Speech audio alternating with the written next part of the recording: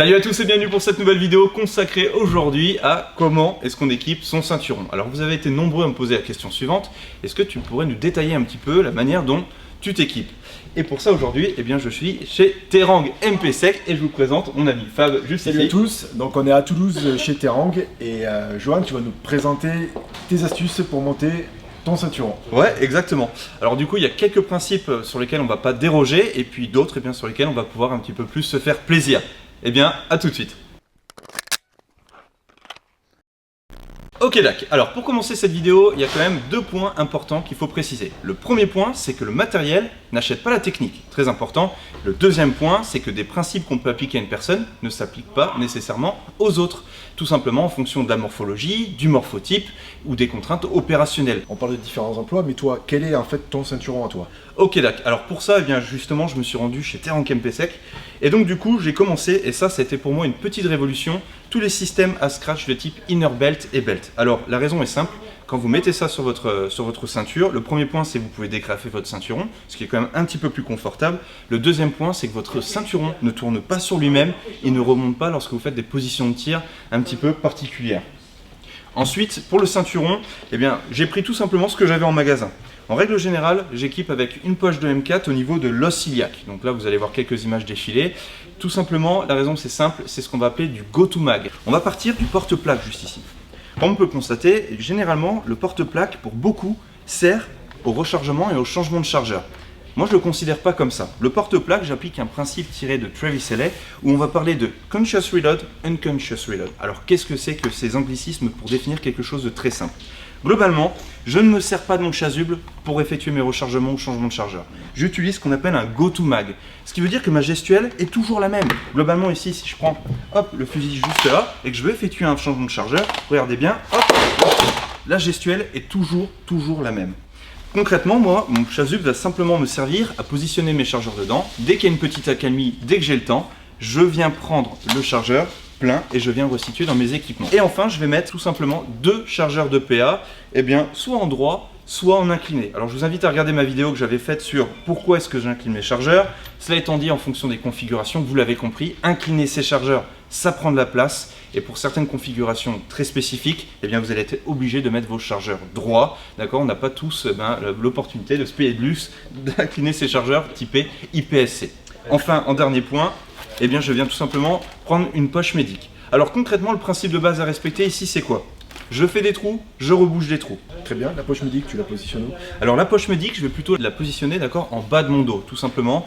Alors ça va être plutôt standardisé. Et d'ailleurs, c'est un instructeur français, Philippe Perotti, tout simplement qui disait « Je vis avec ce que j'ai dans mon sac à dos, je combats avec ce que j'ai dans mes équipements et je survis avec ce que j'ai dans mes poches. » Et ça, pour moi, c'est un des principes sur lesquels je continue d'appliquer, même dans le choix de mes équipements. Mais revenons-en, pardon, excuse-moi. Kit médic, du coup je reviens, la suite serait le garrot. Oui, tout à fait. Concrètement, ça, c'est les meilleurs systèmes que j'ai pu trouver juste ici. On vient tout simplement l'agrafer. Alors celui-ci est fait normalement pour être juste au niveau du porte-plaque. Cela étant dit, je vais vous montrer, vous allez voir quelques images qui vont défiler. Vous pouvez également le mettre au niveau de votre ceinturon. Vous allez le mettre au niveau de la zone périombilicale, juste ici au niveau de la zone pelvienne. L'avantage de ça, c'est que vous pouvez vous saisir de vos équipements tout simplement à deux mains, allongés sur le dos, et vous n'avez pas besoin de vous pencher, admettons, vous n'avez pas besoin d'aller saisir sur un côté. Très bien, la suite. Eh bien, tout à l'heure, on parlait également de ce qu'on appelle le leg strap. Alors, le leg strap, c'est quoi? C'est tout simplement une sangle qui vient se serrer juste ici au niveau de l'aine et qui va éviter au holster de se relever lorsque l'on va effectuer tout simplement des dégainés. Donc, c'est plutôt pratique. Globalement, ça, c'est pareil. C'était une petite révolution. Quand j'ai découvert ça, ça a changé l'ensemble de mes... On a le holster au ceinturon, on a aussi le holster sur des plaques. Oui. Pourquoi avoir ce holster comme ça à mi-chemin? Alors ça, c'est une très bonne question. La raison est simple, c'est que globalement, quelle que soit la position de ma jambe dans l'espace, eh bien tout simplement, eh bien, mon dégainé sera toujours le même. Si vous escaladez une échelle, si vous courez, si vous passez presque en position assise, regardez bien, le holster est quasiment dans la même configuration. Encore une fois, on va employer des termes anglais, mais si on veut de la régularité, donc de consistency en anglais, eh bien pour ça, il faut toujours avoir le même endroit où je viens saisir mon arme. Donc au niveau de mon bassin. Donc là c'est ta config, donc tu as deux chargeurs PA, oui, un chargeur carabine, ici, oui. Le kit médic derrière, le kit IFAK, le garrot, ton PA. Voilà. Si je suis policier, j'ai mon bâton, Une lampe. Alors si j'ai un bâton, si j'ai un couteau, je vais plutôt les avoir du côté fort, c'est-à-dire quelque part où je suis habitué, d'accord, et j'ai juste une sélection finalement de mes outils. J'aime pas trop travailler ce qu'on appelle en cross draw, c'est-à-dire venir devoir croiser pour utiliser un bâton avec des gestes un petit peu téléphonés, c'est-à-dire je viens saisir de ce côté-là ou passer d'une main à une autre. Voilà, tout ce qui est côté fort, tout ce que je vais utiliser pour la frappe ou pour le tir, ça va être de mon côté fort. Tout ce qui va venir en soutien finalement, si je prends mon arme de poing juste ici, je viens ici alimenter mon arme, ça c'est du soutien, d'accord? Donc ça c'est ce que je viens donner, alimenter, donner à manger à mon arme. Donc tout ce qui est soutien, ça va être plutôt du côté faible, dit côté support ou côté soutien finalement. Au niveau des porte-chargeurs, là on a des porte-chargeurs AGI qui sont moitié nylon, moitié avec du PVC. C'est ton choix ou tu utilises d'autres porte-chargeurs? J'ai plutôt utilisé du Blue Force Gear, j'ai utilisé du G-Code, j'en ai utilisé encore. Là, ceux-là, ce que j'aime bien, c'est que c'est un petit peu des chargeurs manche-tout. En fait, globalement, pourquoi? Parce qu'ils ont une drisse dite à canard qu'on vient serrer. Donc on peut rentrer autre chose que simplement un chargeur. Et globalement, c'est très bien qu'on en parle également, encore une fois, des chargeurs. Ici, vous constaterez qu'on est sur une config 92 et donc on n'a pas de plus.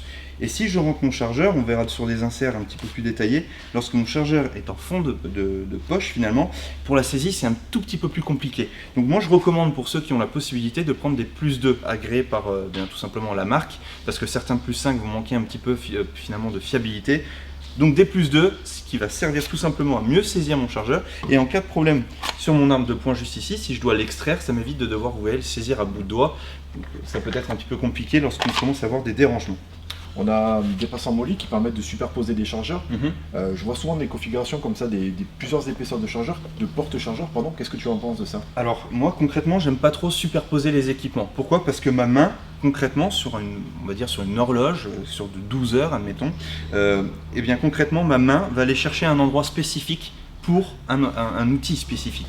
Globalement, si je dois avoir en plus le choix d'avoir un étage, 2 étages, voire 3 étages, comme des fois j'ai déjà vu, là on a des tendances parfois à s'emmêler les pinceaux.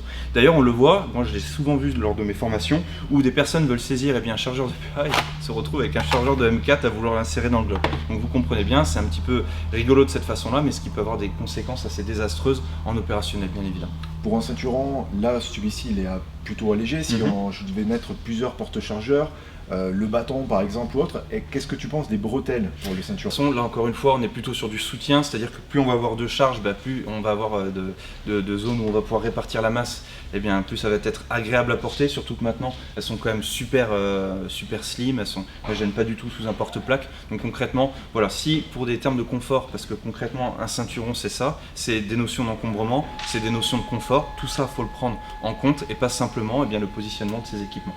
Bah écoute, c'est top, je te remercie d'avoir partagé tous ces tips carrément avec nous et avec vous. Ouais.